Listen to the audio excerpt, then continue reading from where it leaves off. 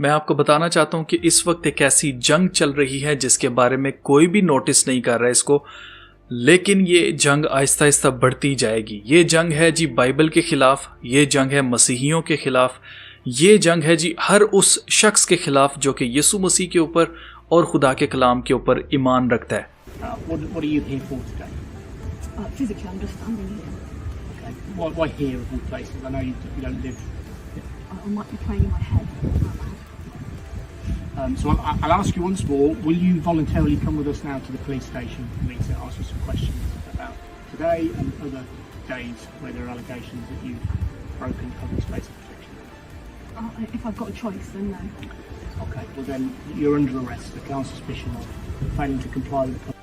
इस औरत को एक बच्चा गिराने के सेंटर के बाहर देखा गया और पुलिस ने क्या किया कि इससे जाके पूछा कि तुम यहाँ पर खड़ी हुई क्या कर रही हो। इसने बताया कि मैं यहाँ पर खड़ी हूँ सिर्फ दुआ करने के लिए। उसने कहा कि अच्छा तुम दुआ कर रही हो। उसने कहा मैंने सिर्फ अपने जहन के अंदर दुआ कर रही हूँ, मैं किसी को बोल बोल के ऊंचा ऊंचा नहीं मैं तंग कर रही, मैं अपने जहन के अंदर दुआ कर रही हूँ। तो पुलिस वाले ने कहा कि फिर आपको हमारे साथ पुलिस स्टेशन चलना पड़ेगा, वहाँ जाकर आपसे कुछ सवालात करेंगे। तो उसने कहा कि अगर मेरे पास कोई चॉइस है, इस औरत ने कहा अगर मेरे पास चॉइस हो तो मैं नहीं जाना पसंद करूँगी। तो उसने कहा कि ठीक है फिर now you are under arrest.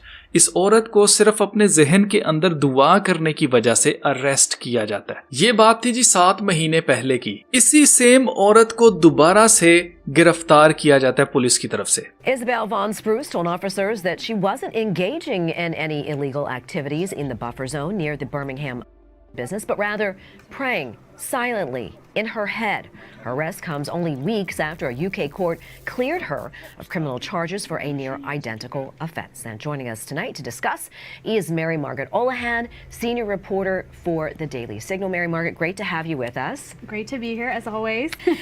Let's talk about this story. I mean, the second time she has been arrested. Your reaction to this?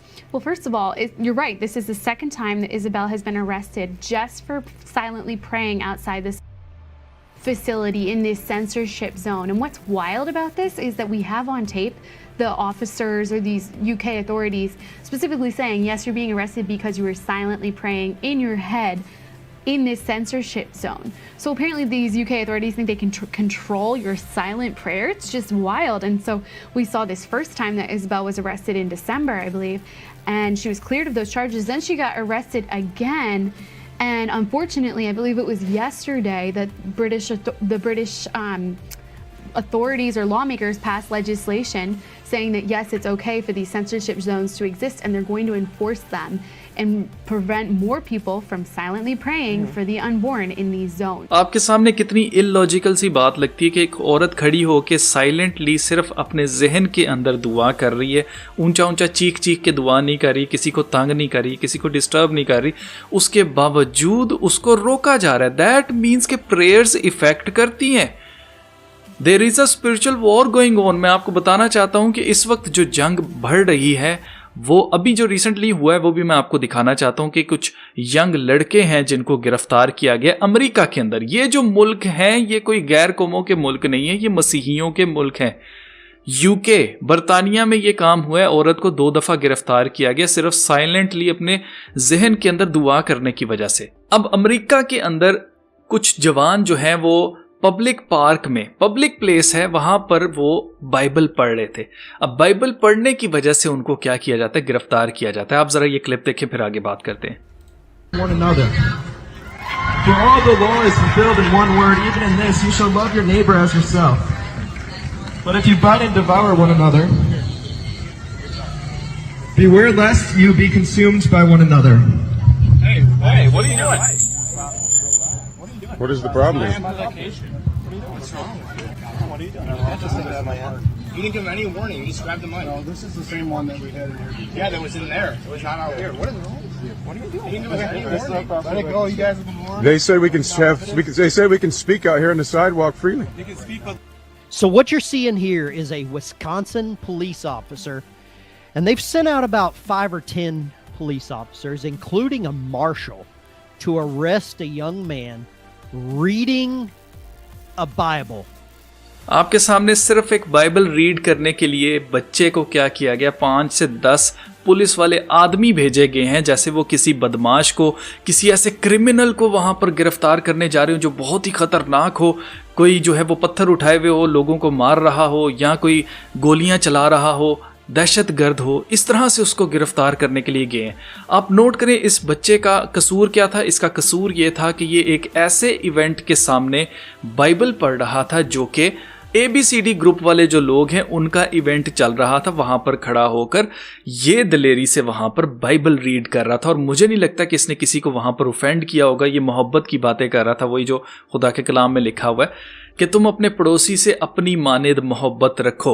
लेकिन इसके बावजूद आप नोट करें कि ना सिर्फ इस बच्चे को ऐसे अरेस्ट किया जा रहा है जैसे कि ये कोई क्रिमिनल हो जो कि दुकानों को तोड़ फोड़ करके वहां पर लूट मार कर रहा हो या लोगों को जो है वो नुकसान पहुंचा रहा हो। ये पब्लिक प्लेस है, पब्लिक पार्क है, और अमेरिका के अपने कानून के अंदर, ये एक क्रिश्चियन नेशन है, मैं आपको ये भी बता दूं, यहां पर मसीही लोग रहते हैं, वहां पर उनको बाइबल पढ़ना अलाउ नहीं है, जबकि बिल्कुल सामने जो इवेंट हो रहा है वहां पर भी लाउड स्पीकर चल रहा है। अब इसका इल्जाम जो था बच्चे के ऊपर वो ये था कि भाई तुम लाउड स्पीकर इस्तेमाल कर रहे हो, तुम नॉइज फैला रहे हो जिसकी वजह से तुम्हें अरेस्ट किया जाता है। आप नोट करें कि सामने जो लाउड स्पीकर लगा हुआ है पब्लिक पार्क के अंदर, वहां पर और लोग जो पिकनिक मनाने आए होंगे, क्या उनको उस लाउड स्पीकर से प्रॉब्लम नहीं होगी? वो अगर बर्दाश्त करें तो पुलिस से बाइबल बर्दाश्त क्यों नहीं हो रही है? वैसे ही कहते हैं कि हम इक्वालिटी की बात करते हैं कि सबको इक्वल राइट्स हासिल हैं, तो जो कोई भी कुछ भी करना चाहता है उसको राइट है वो करे। जैसे अगर एक इंसान कुत्ता बनना चाहता है तो वो कुत्ता बन जाए, जैसे जापान के अंदर एक शख्स जो है वो कुत्ता बन गया। इसी तरह से अगर आप एक आदमी होते हुए औरत का लिबास पहन के बच्चों को जाकर अम्यूज करना चाहते हैं, ड्रैग क्वीन बनना चाहते हैं, तो कोई मसला नहीं, आप जाके बने। इसी तरह से अगर आप अपना जेंडर चेंज करवाना चाहते हैं, अगर आप चाहते हैं कि यार मैं तो गलती से लड़का पैदा हो गया, मुझे तो लड़की होना चाहिए था, मैं जाके ऑपरेशन कराता हूं जल्दी से और मैं लड़की बन जाता हूं, तो ऑपरेशन कराना कोई मसला नहीं है। आपने पब्लिक पार्क के ऊपर जाके अपना इवेंट करना है, लाउड स्पीकर लगाना है, और वहां पर जाकर आपने कपड़े कोई नहीं पहनने और उस अपने बदन के ऊपर आपने पेंट कर लेना है कि जैसे आपने कपड़े पहने हुए हैं, और बच्चों के सामने आपने उल्टी सीधी हरकतें करनी है। ये जो भी गुजरा है इनका प्राइड मंथ, उसके अंदर ये सब हरकतें की गई हैं, लेकिन आप नोट करें कि उनको अलाउ है, वो कर सकते हैं। लेकिन जैसे ही बात आएगी बाइबल को पढ़ने की पब्लिक प्लेस के ऊपर, उसे कहा जाएगा no, you don't have any right, तुम सिर्फ और सिर्फ नॉइज पोल्यूशन फैला रहे हो, तुम सिर्फ और सिर्फ लोगों को ऑफेंड कर रहे हो, तुम उनको तंग कर रहे हो, और तुम्हें कोई राइट हासिल नहीं है कि तुम पब्लिक प्लेस के ऊपर बाइबल पढ़ सको। एक मसीही अपने मसीही मुल्क के अंदर आजाद नहीं है कि वो बाइबल नहीं पढ़ सकता पब्लिक प्लेस के ऊपर। हाँ, अगर ये किसी और मुल्क में होता, लेट सपोज ये किसी बुद्धिस्ट के मुल्क के अंदर होता और वहां पर सारी मेजॉरिटी अवाम जो है वो बुद्धिस्ट होती, और ये बच्चा वहां पर जाकर लाउड स्पीकर लेके उनको प्रीच कर रहा होता, तो फिर ये उनके कानून के खिलाफ काम कर रहा होता। लेकिन क्योंकि ये मसीही नेशन है और इसके पास अपना जो कानून है वो मसीही कानून है, और इसके अंदर फ्री स्पीच सबको अलाउ है, पब्लिक प्लेस के ऊपर कोई भी ऐसे कर सकता है। तो जब सबको राइट इक्वली हासिल है, तो मसीहियों को बाइबल पढ़ना इसका राइट हासिल क्यों नहीं है? इसके ऊपर आपको सोचना पड़ेगा।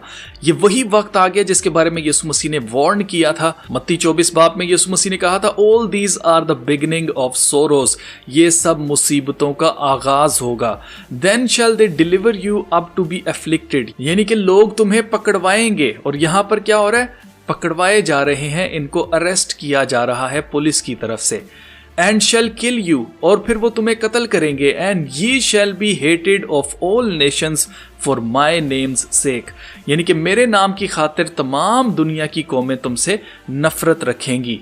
And then shall many be offended, और बहुत से लोग तुम्हारी वजह से क्या होंगे? ऑफेंड हो जाएंगे। यहां पर क्या हो रहा है? लोग ऑफेंड हो रहे हैं कि भाई हमारा इवेंट हो रही है, किधर से आ गया बच्चा, इधर बाइबल पढ़ रहा है, इसको पकड़ो, यहां से अरेस्ट करो, इसको जेल में डालो। ये सब कुछ इसलिए हो रहा है क्योंकि यीशु मसीह ने कहा, the world can not hate you, दुनिया तुमसे नफरत नहीं कर सकती, बट इट हेट्स मी, वो मुझसे नफरत रखती है, because I testify of it that its works are evil, क्योंकि मैं इस चीज की गवाही देता हूं कि उनके काम बुराई के हैं, नेकी के नहीं हैं। इस वीडियो में अगर आप देखें तो इस बच्चे की टी शर्ट के ऊपर लिखा हुआ है वॉरियर्स फॉर क्राइस्ट। ये यकीनन एक जंग है, और इस जंग के अंदर लड़ता हुआ सिपाही जो है उसको कैद भी सहनी पड़ेगी, उसको मसीह की खातिर कोड़े भी खाने पड़ेंगे, उसको इवन कि अपनी जान भी मसीह की खातिर देनी पड़ेगी, तो कोई मसला नहीं है, क्योंकि वो यीशु मसीह का सिपाही है। क्योंकि वो जानता है कि यीशु मसीह तीसरे रोज मुर्दों में से जी उठे और उन्होंने अपनी जिंदगी में मुर्दों को जिंदा किया। इसी तरह जब वो अपनी दूसरी आमद में वापस आएंगे तो सबसे पहले उन सब के नाम लिए जाएंगे जो कि बचाए गए हैं, जो कि सेव्ड लोग हैं, उनके नाम लिए जाएंगे, और जो मर चुके हैं वो सबसे पहले जिंदा किए जाएंगे और वो आसमान पर उठकर यीशु मसीह का इस्तकबाल करेंगे। He has every right to be out here engaging in speech. He has every right to be out here engaging in speech. There's cars driving by with their radios playing, that's amplified sound. People are standing out here with radios, that's amplified sound. The ordinance has to do with a decibel gauge. You don't just get to pick and choose which amplification you like and which you don't. That's selective enforcement of the law. That's discrimination on the basis of speech. That's what you all just did. Content-based discrimination based on speech. आप note करें कि police जब किसी को गिरफ्तार करने जाती है तो लोग कैसी कैसी हरकतें करते हैं। अब इस औरत ने इस पुलिस वाले के मुंह के ऊपर थूका था कि तू मुझे अरेस्ट करने आया, तेरी इतनी औकात है। आप नोट करें कि इस बच्चे ने आगे से कोई सवाल नहीं किया, कोई बात नहीं की, उसने उसके साथ बिल्कुल रिस्पेक्टफुल वे के अंदर उससे बात की और उसके बाद क्या हुआ, उसको अरेस्ट करके ले जाया गया।